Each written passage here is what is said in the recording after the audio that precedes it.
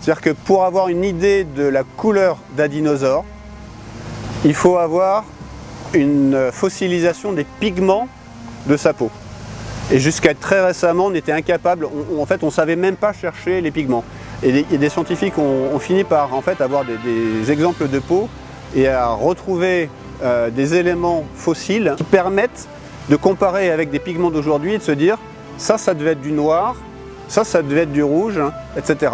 Et donc sur certaines espèces, on avait suffisamment de matière pour se dire qu'il y avait de la couleur et que les dinosaures n'étaient pas homogènes, par exemple comme les crocodiles, qui sont, on va dire, dans des bruns et dans des verts.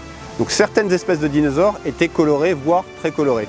Dans le cas du spinosaure, la grande crête qu'ils ont sur le dos doit avoir des fonctions. Une des fonctions possibles, c'est celle de communiquer entre individus.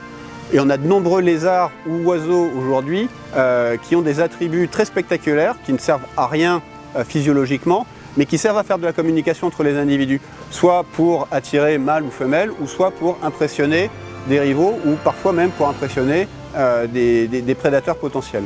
Et donc cette grande crête, aujourd'hui, la représentation que nos collègues italiens ont choisi d'en faire, c'est quelque chose de très coloré, en imaginant qu'une des fonctions qu'elle pouvait avoir était justement de faire de la communication entre les individus.